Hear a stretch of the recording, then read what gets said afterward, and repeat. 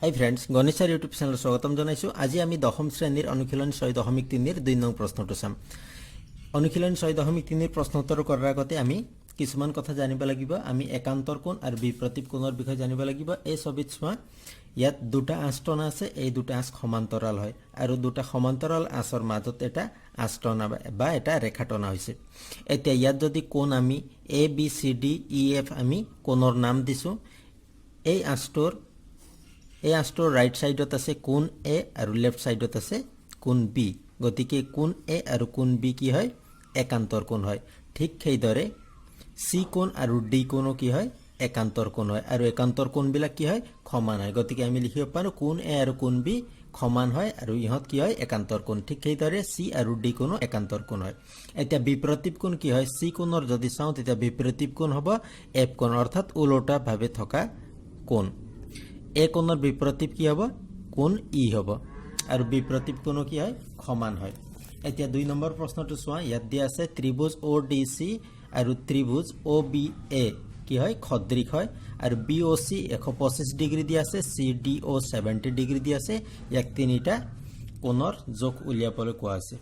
এতিয়া আমি সলিউশ্যন কৰিম। ইয়াত কি দিয়া আছে? বি অ' চি 125, আমি ইয়াত বি অ' চি 125 আমি লিখিছোঁ। এতিয়া প্ৰথমতে আমি উলিয়াব লাগিব ডি অ' চি। আমি ছবিত চাব লাগিব ডি অ' চি হ'ল এই কোণটো। এতিয়া যদি আমি এই ৰেখাডাল চাওঁ, বি ডি ৰেখা যদি চাওঁ, বি ডি ৰেখাত ইয়াত এই কোণ আৰু এই কোণটো, এই দুটা কোণ যদি মিলাই দিওঁ তেতিয়া কিমান হ'ব? 180 ডিগ্ৰী হ'ব, কাৰণ এইটো এটা সৰল ৰেখা বা ৰৈখিক জোৰ বুলি ক'ব পাৰোঁ। গতিকে আমি ইয়াত লিখিম কোণ ডি অ' চি প্লাছ কোণ চি অ' বি ইকুৱেল কিমান হ'ব? 180 ডিগ্ৰী হ'ব। ডি অ' চি মানে হ'ল ওপৰৰ কোণ আৰু চি অ' বি হ'ল চি অ' বি তলৰ কোণ। গতিকে দুটা কোণ যোগ কৰোঁতে 180 ডিগ্ৰী। আমি ইয়াত লিখিব পাৰোঁ সৰল ৰেখা বুলি। সৰল ৰেখা। সৰল ৰেখাৰ কিমান ডিগ্ৰী কোণ উৎপন্ন কৰে? 180 ডিগ্ৰী। এতিয়া ইয়াত আমি লিখিব লাগিব কোণ D O' C plus C O' B কোণৰ মাপ কিমান দিয়া আছে? 125 ডিগ্ৰী ইকুৱেল কিমান হ'ব? 180 ডিগ্ৰী। এতিয়া আমি কোণ ডি অ' চি পাম। কেনেকৈ পাম? 180ৰ পৰা আমি কি কৰিব লাগিব? 125 আমি মাইনাছ কৰিম। 125 মাইনাছ কৰিলোঁ। 125 মাইনাছ কৰিলে হ'ব 55। আমি ডি অ' চি মাপ পালোঁ 55 ডিগ্ৰী। এতিয়া আমি উলিয়াম D C O'. D C অ' হ'ল ডি চি অ' এই কোণটো। ইয়াত আমি পালোঁ কিমান? 55। এতিয়া যদি আমি এই ত্ৰিভুজটো চাওঁ, ডি চি অ' ত্ৰিভুজ যদি চাওঁ, তেতিয়া ইয়াত তিনিটা কোণ আছে। তিনিটা কোণৰ যোগফল কিমান? 180 ডিগ্ৰী। আৰু দুটা আমি পাইছোঁ, এটা 70, এটা 55। গতিকে তৃতীয়টো কি হ'ব? আমি উলিয়াব পাৰিমেই। এতিয়া ত্ৰিভুজ ডি চি অ'ৰ পৰা ইয়াত কি কি কোণ আছে? এটা কোণ আছে O' D C. O' D C আনটো কোণ হ'ল কোণ D O' C. D O' C plus D C O'. D C O'. এই তিনিটা কোণ যোগ কৰোঁতে কিমান হ'ব? 180 ডিগ্ৰী। এতিয়া আমি দুটাৰ আমি কোণ জানো কিমান হয়? অ' ডি চি কিমান? 70 দিয়া আছে, 70 ডিগ্ৰী লিখিলোঁ। প্লাছ ডি অ' চি কিমান হ'ব? 55 আমি উলিয়াইছোঁৱে, 55 ডিগ্ৰী প্লাছ কোণ ডি চি অ' ইকুৱেল কিমান হ'ব? 180 ডিগ্ৰী। গতিকে আমি ডি চি অ' আমি ইয়াত লিখিম ডি চি অ' আৰু 70 আৰু 55 আমি সমান চিনৰ সিফালে লৈ গৈ কি কৰিব লাগিব? 180ৰ পৰা মাইনাছ কৰিম, প্লাছ 55 ডিগ্ৰী। এতিয়া কোণ ডি চি অ' ইকুৱেল কিমান হ'ব? 180 মাইনাছ 70 আৰু 55 যোগ কৰিলে 125। এতিয়া 125 যদি মাইনাছ কৰোঁ তেতিয়া কিমান হ'ব? 55 হ'ব। 55। গতিকে ডি চি অ' আমি কিমান পালোঁ? 55। ইয়াতো আমি পালোঁ 55 ডিগ্ৰী। এতিয়া শেষত কি দিয়া আছে? অ' A B. O' A B কোনটো? অ' এ বি এই কোনটো। এতিয়া অলপ আগতে তোমালোকক একান্তৰ কোণৰ বিষয়ে কৈছিলোঁ। ইয়াত একান্তৰ কোণ হৈছে ডি চি অ' এই কোণ আৰু এই কোণটো একান্তৰ কোণ হয়। গতিকে আমি কি লিখিব পাৰোঁ? আমি ইয়াত লিখিম আকৌ কোণ ডি চি অ' ইকুৱেল এই কোণৰ নাম কি হয়? অ' A B. O' A B. কিয় আমি ইয়াত দিম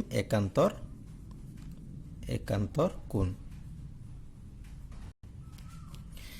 একান্তৰ কোণ বুলি দিলোঁ। এতিয়া কি হ'ব DCO আমি কিমান পাইছোঁ 55 গতিকে ইয়াত লিখিম 55 ডিগ্ৰী ইকুৱেল কোণ OAB গতিকে OAB আমি কিমান পালোঁ এতেকে কোণ OAB ইকুৱেল 55 ডিগ্ৰী গতিকে আমি তিনিওটা কোণৰ মাপ উলিয়ালোঁ। তৃতীয় প্ৰশ্নটো চোৱা ইয়াত ABCD ট্ৰেপেজামৰ AB আৰু DC দুটা সমান্তৰাল বুলি দিয়া আছে আৰু কি প্ৰমাণ কৰিব লাগিব OA বাই OC ইকুৱেল OB বাই OD। আমি ABCD ট্ৰেপেজাম আঁকিলোঁ। এতিয়া প্ৰথমতে আমি কি লিখিব লাগিব ইয়াত দিয়া আছে ABCD ট্ৰেপেজামৰ AB আৰু DC কি হয় সমান্তৰাল হয় গতিকে আমি এই কথাটো ইয়াত লিখিম কি ABCD ট্ৰেপেজিয়ামৰ কি দিয়া আছে AB আৰু DC সমান্তৰাল আমি লিখিলোঁ। এতিয়া এই ট্ৰেপেজিয়ামৰ ইয়াত চাৰিটা ত্ৰিভুজ আছে এই চাৰিটা ত্ৰিভুজৰ পৰা আমি দুটা ত্ৰিভুজ ল'ব লাগিব। আমি ল'ম DOC ত্ৰিভুজ আৰু AOB ত্ৰিভুজ। এই দুটা ত্ৰিভুজৰ পৰা আমি কি কৰিব পাৰোঁ ত্ৰিভুজ কি হয় DOC আৰু আনটো ত্ৰিভুজ কি হয় ত্ৰিভুজ BOA ৰ পৰা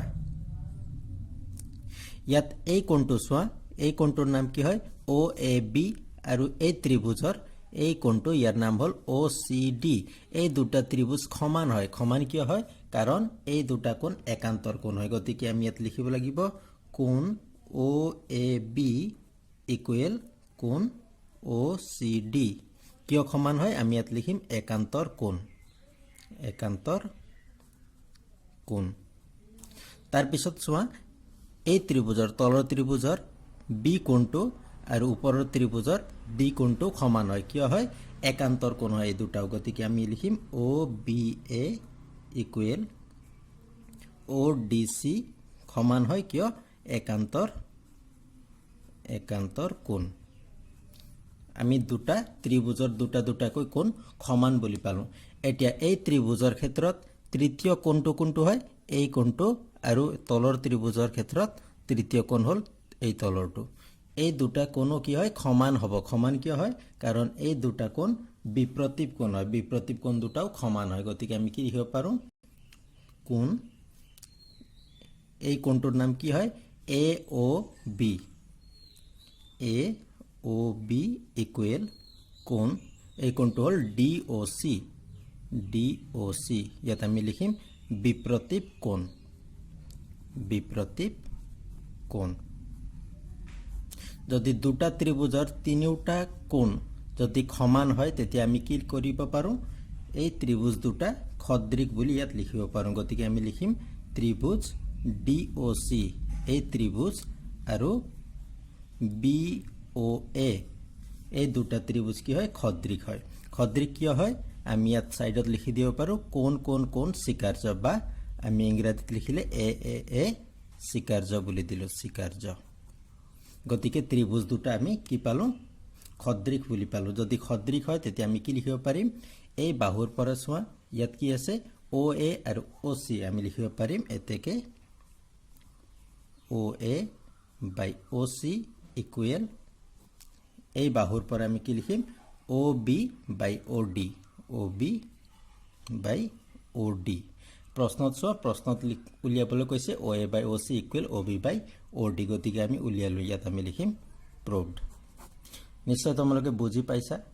চতুৰ্থ প্ৰশ্নটো চোৱা ইয়াতে আছে QR বাই QS ইকুৱেল QT বাই PR আৰু কোণ 1 আৰু কোণ 2 সমান বুলি দিয়া আছে। কোণ 1 ইয়াত দিয়া আছে আৰু কোণ 2 ইয়াত আছে। এতিয়া আমি কি উলিয়াব লাগিব ত্ৰিভুজ PQS আৰু ত্ৰিভুজ TQR দুটা সদৃশ বুলি দেখুৱাব লাগিব। গতিকে প্ৰথমতে আমি লিখিম সলিউশন ত্ৰিভুজ PQR ৰ পৰা PQR কোনটো হয় PQR এই ত্ৰিভুজৰ পৰা ইয়াত কি দিয়া আছে কোণ 1 আৰু কোণ 2 সমান বুলি দিয়া আছে গতিকে ইয়াত লিখিম কোণ 1 ইকুৱেল কোণ 2।